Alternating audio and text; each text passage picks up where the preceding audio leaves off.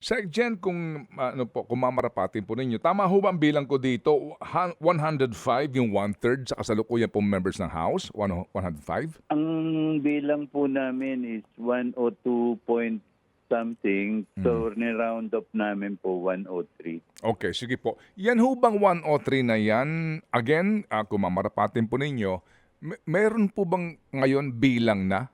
Meron na ba kayong hawak na bilang? Ilang kongresista itong nakikiusap po sa inyo na pwede po mangalap po ng 103 na lagda? Meron na bang bilang ngayon? Well, ang nasabi ko po earlier, mga 10 to 12 silang nakikiusap sa akin. Mm.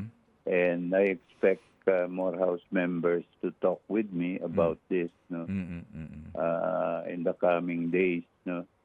So, yun po ang kailangan po namin pagbigyan Opo, opo. yung mga House members na merong naiisip na mas magandang paraan Opo. para mapabilis po yung impeachment case. Opo. Yun ho bang 10 to 12 na yan, sila ho ba'y members ng minority or majority?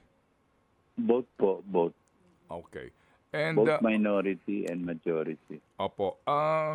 Sir Sec Gen, pinag-uusapan ho ba ninyo ni Speaker ito pong naging rally ng peace rally ng INC at nananawagan nga po pareho po ni Pangulong Marcos na wag nang magkaroon ng impeachment proceedings? Hindi ho kami pa nakapag-usap tungkol dyan because Mm. alam niyo naman may session ho kami kahapon. Mm. But namo-monitor naman namin, no, na sinasabi nila it's non-political daw at gusto na nilang magkaisa, no. Mm. Nakikisa naman ng Congress sa call na yon, no. Mm. Pero yun nga, hindi mo maiwasan na ang House of Representatives po ay ating vanguard, no. Vanguard po yan, inelect po yan ng mamamayan. Mm. Ang mandate po niyan ay hindi lang pumasa ng batas, may oversight functions din po yan, no. Tinitignan po nila kung tama yung, kunyari ginagawa ng mga government officials, yung paggamit po ng kanilang pondo, Mm. kung naaayon ho yun sa batas. Mm. So, yan po ang inherent powers ng House of Representatives under the principle of check and balance. Opo, opo.